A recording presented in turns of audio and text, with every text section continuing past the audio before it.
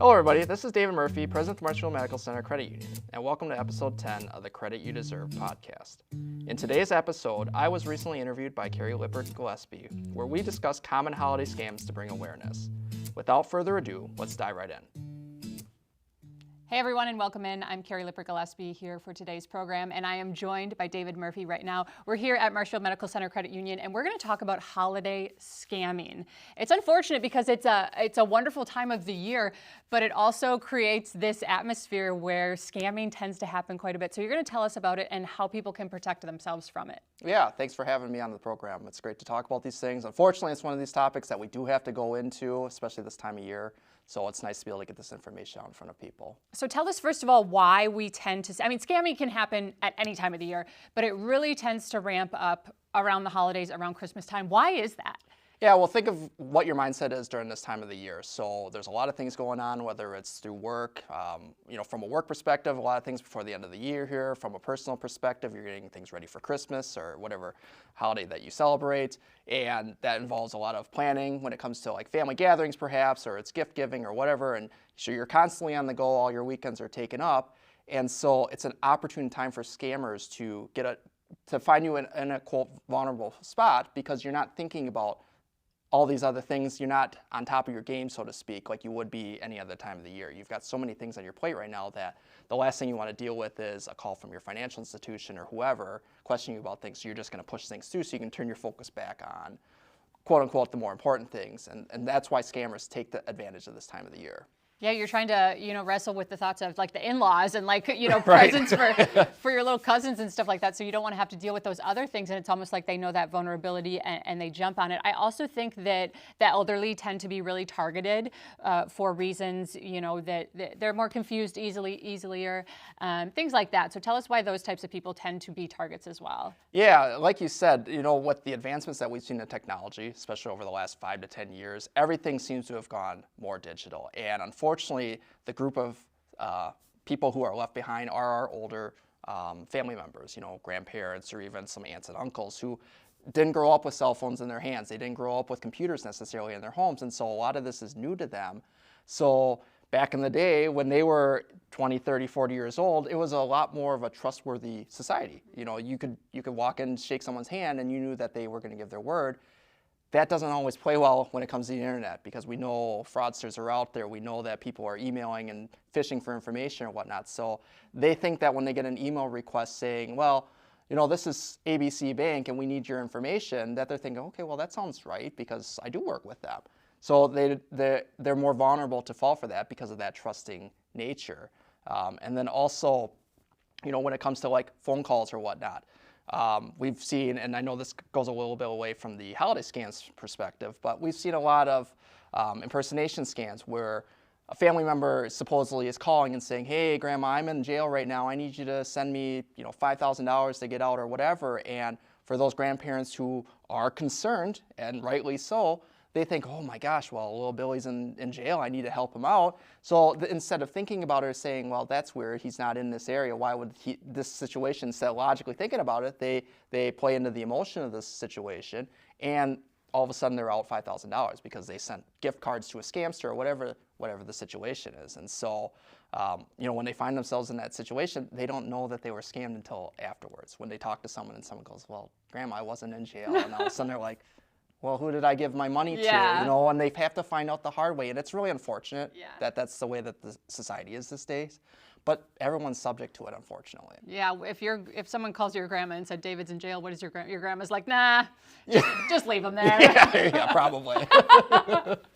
Yeah, it's unfortunate things like that happen. You mentioned the gift cards, which is something that I have seen via text message. You'll get like a text message from a boss or something like that, and it'll be like, hey, like, I need you to do me a favor. And of course you want to say yes to your boss, and it's like, I need you to go to Best Buy and get me $100 worth of gift cards. And it's like, why would my boss want this? So I hear the gift card one quite a bit. That's another one that people should be on guard for. Yeah, for sure.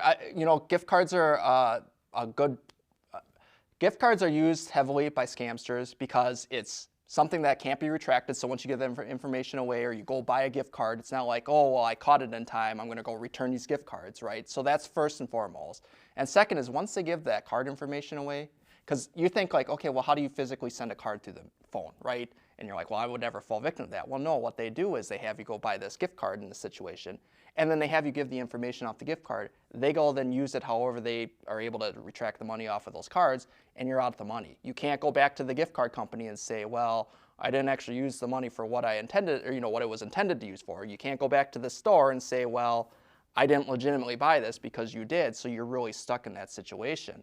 So anytime anyone is asking you for a gift card who's not, it's one thing if your niece or your nephew is like, yeah, I want gift cards for Christmas.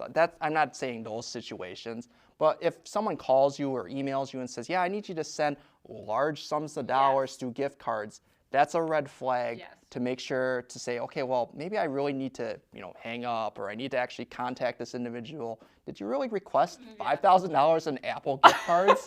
I mean, Apple is a common one because they figured out a way where they can get the funds off of those and use them, not necessarily just through Apple, or maybe they're buying iPads or whatever, but they've been able to monetize that. So that's a common one. But you really want to make sure that when someone's requesting that, especially out of the blue, that it is legitimate. Yeah. What are some other scams that you guys are seeing, just in recent? What is something else, another kind of scam that's come up? Yeah, there's they're getting more bold, I will say, with their requests. So what we're hearing a lot more of is just coming straight out, and people are mimicking different financial institutions and saying, hey, this is John Smith from ABC Bank. I see that there's some suspicious activity on your account, but just to verify, can you give me your username and your password for your online banking? Because we just want to make sure we're dealing with the right individual.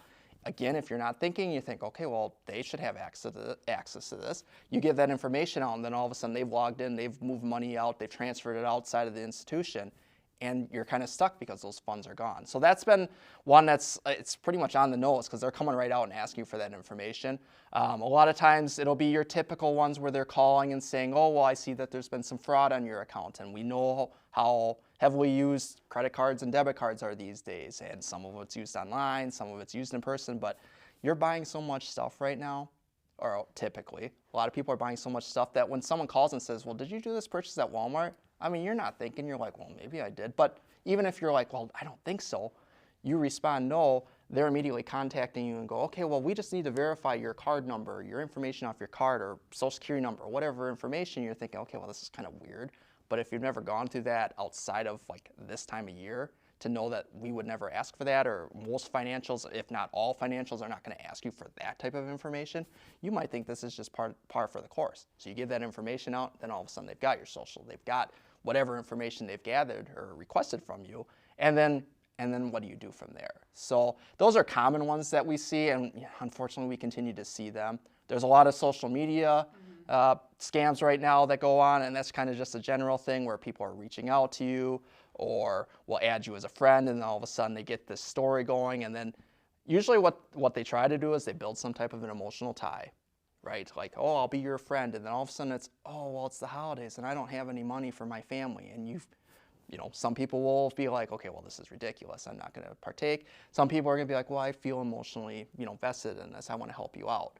All of a sudden, then they send some money, may start small, ends up being a little bit larger, and then all of a sudden that money's gone because it really didn't go to a family. It's crazy you mentioned that, but it's right, you're doing so much more purchasing this time of year. So, I mean, I'm purchasing more things, so there's more things coming up on my card that I wouldn't normally buy. So if someone calls you and they're like, oh, we've noticed you spent this at Target or whatever it is, it's like, well, I am buying more things. That kind of checks out. So you know what I mean? Like, it makes sense. This is a time of year when you tend to have more purchases that aren't typical. In July or these other months, it's like, yeah, like I spent $100 at getting groceries, but anything more would stand out to me more. Correct. It just kind of gets lost in the noise. Yeah. And then, like, what we started out with, everything else that's going on. Honestly, I'm willing to bet that probably 80% of people, if not more, aren't sitting down at the end of a shopping day or whatever and filling out their checkbook register, right, and actually keeping track of everything. So to your point, you go out and you stop at 15 different stores and you buy stuff at 10 of them. If you get a call from your card company and they're saying, well, did you do this? First, you might just be like, I don't know, did we even go there? Maybe I did, I don't know. Yeah. And you're not thinking, or it takes you a while, and if you're just like, well, I got other shopping to do, so no, I didn't, whatever, It just leads down this path where all of a sudden, before you know it, and I think that's the most important part about this, is if you take a step back and just take a breath and be like, okay, well, let me think about this, I would say probably 9 times out of 10, you're going to be like, okay, well, this doesn't sound right. I'm not going to continue. But in most situations, when you're on the go, and they always seem to hit you at the worst time, when you're on the go, you just want that to end. And so you can move back on to shopping or eating dinner with your family or whatever you're doing. And so you just do whatever it takes to get that conversation over with. But in the process, then sometimes information can be leaked or they can gather information from you that you don't mean to. So if you get a call or a message or something like that, what should be the first red flag in your mind? My first thought is that if it's something like regarding the government or like your money, like they're not going to reach out to you via text message. Correct. you know? Absolutely. So that's a red flag right away. What are some other red flags? Yeah, so I would say, even if so going back to the whole shopping thing, online shopping has obviously risen in the last number of years, so which means when you online shop, you get shipments, right? So a lot of what we're seeing now in general is just like UPS, USPS, FedEx, right? You're getting text messages saying, hey, your delivery is gonna need to be rescheduled. Click this link, right? So it's easy to be like, well, I probably am getting something delivered from one of these companies, right? But again, to your point, 9 times out of 10, they're not going to first solicit you via text message or even email. So I would say if you get a message like that, take a second and make sure that go through the steps that you would typically use to analyze like an email or a text. Like, are the links legitimate? Are they taking you to the place they're going to take you to? You know, like if it's the post office, for example, is it taking you to USPS.com or is it taking you to like Timbuktu.org or whatever, like one of those, phishing websites. So like make sure that everything looks legit. With the emergence of AI, the emails have gotten a lot more sophisticated because usually it was like, okay, well, look for spelling errors, look for phrasing that doesn't make sense because, like they were typically written by someone who wasn't English speaking or English wasn't their primary language. So you could see those holes pretty quickly, but with like ChatGPT and everything else that's emerged, they're kicking out like perfect English. Yeah. So it almost is getting to the point where like maybe perfect English is actually your red flag because, the way that we talk and everything nowadays, like we don't necessarily speak perfect English. So maybe that is a red flag as well. But I think it's just the timing of the solicitation. Like a lot of times if you order something like off Amazon, for example, and I know this is a bad example because Amazon gets spoofed a lot as well, but you can go into your Amazon account and pull up that order and actually track it right that way, as opposed to like, okay, well, I got this email from Amazon. Or this text. Correct. Yeah. So I would say go straight to the source. Like if you bought something off Walmart.com, go back to your Walmart.com account or find the order number. And I get it, it's extra steps. I know what we're asking to do, but take the extra steps, go straight to the source, input it in there, and then determine if, okay, well, no, that actually isn't a delay in my shipment. Yeah. It looks like something got hosed up or I got spoofed, by one of these shipment companies or whatever. So that would be my big thing would be just if you get any message, even if you think it's legit or it's down to the T, looks perfect, I would still go back to the source and make sure that it is legitimate before you get that information away. The other thing I think of too is like sometimes I'll get emails and it'll be from like USPS or whatever, but then if you click the email, it'll and pull it up, it'll say it'll be like USPS mail @gmail.com, which like should be a red flag because USPS would not be using a Gmail account. Correct. So that's something I always think of to tell people too. It's like just, it'll say who it's from, it'll be like US Postal Service, but then when you click it, it'll show the email. And if it's from Gmail, it's probably not USPS. Right. Well, and that is a good segue into, so another scam that we see just in general is that with like online shopping and you think like, oh, okay, I'm going to, Amazon's a little different. The big box stores are one thing, but a lot of people like to do like boutique shopping or small store shopping. And what we'll see is that phishing emails will get sent out with a link mimicking a small store. Maybe there's one in Marshfield here that you like to shop at. And they're sending an email and it looks like it's to this store when in fact it's actually not a legitimate store. So you could actually go through, buy your stuff, give your credit card information, while all they're doing is just taking that credit card information, turning it around and using it to buy stuff as well. So that's another thing, just make sure you're visiting the actual store or site that you think that you're visiting because it's easy to be like, oh, well, I see they're running a 75% off sale, I'll click through this link and all of a sudden, oh, well, that actually wasn't legitimate. So that's another area to watch out for as well. So let's say you do get scammed for whatever reason, whatever it is. You know, our hope is that people will hear this and that it'll prevent them from getting scammed. But they're getting so good at doing it that sometimes even the people who are the most prepared, like, it can fall into something. So say you do get scammed.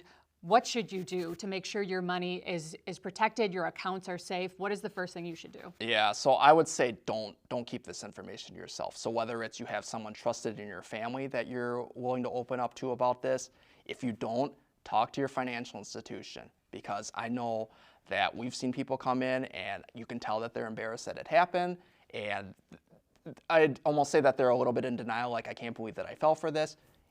We are not in a position, you know, I'll speak just for the credit union ourselves, but we're not in a position where we're going to bring shame upon you for this situation, because we know how common it is, we know how legitimate it sounds. But if you don't have this conversation with us, we don't know that it's happening because we can't keep tabs on everyone's account all the time. But two, then you could keep falling for the same scam over and over again. So I would say reach out to your financial institution, have the conversation with them. One, general scam or attack that we've seen over the past, I don't know how many years, is the computer takeover attacks, where someone will somehow get a virus installed on a computer, and then all of a sudden they'll get a call. Someone say, hey, I'm from Microsoft, I need to get on your computer. They get onto there, and then all of a sudden they're moving stuff around, making it look like, well, yeah, look at what the fraudsters did. In those types of situations, to use it as an example for the question, is let's say you do say, like, okay, well, I caught it. I changed my password, whatever. A lot of times what they're doing is they're installing software on your computer to track, like, a keylogger virus is what it's called. So basically it'll track everything you type into your computer. Well, changing your password isn't going to matter because they can still track what the password is. They'll still be able to get into your computer. So what we tell members as soon as we hear that is take your computer to a trusted, whether it's local or not, take your computer to someone, have them scan it, make sure they wipe all the viruses off your computer so that it doesn't pop up in the future. But if we don't have that conversation and they think, well, I took care of it, I'm good. Well, maybe you're not. And that's not to scare people, because it sounds like, well, geez, I just shouldn't use my computer. I mean, that is an option for some, but for a lot of people, like through email, like you're saying, or checking Facebook or whatever they're using it for, it's not necessarily an option. So make sure that you're talking to someone, again, whether it's someone in your family, whoever, make sure you're reaching out to someone and don't just keep that information yourself. I always think that you shouldn't lie to your doctor or your, like, financial advisor, because, like, those are two, like, they need to know the truth, because they can't help you if they don't know the truth. Absolutely. So those are like the two where it's just like no lying. Right. Amazing. Anything else that people should know, David, just to keep themselves safe this holiday season? I think, just to put a bow on this entire conversation is really just be diligent, because, as we said, this is the time of year where they're going to ramp up their attacks, and it's going to look legitimate, and it's easy to dismiss it and say, A, it's not going to happen to me, or B, I know what I'm looking for. And I think just taking that extra second to give it an extra thought and to be like, okay, well, does this sound legit or not? Because a lot of times you think, like, oh, it's going to be this elaborate scheme or whatnot, and it's not that. It's just something simple that you weren't thinking, and all of a sudden your information's gone. And once it's gone, or once it's out there, there's not a lot you can do about it. So just be extra diligent. All right. Thank you so much for being here, David. We really appreciate it. Appreciate you having your expertise here. Appreciate you all for joining us. Make sure you are staying safe this holiday season, and have a Merry Christmas.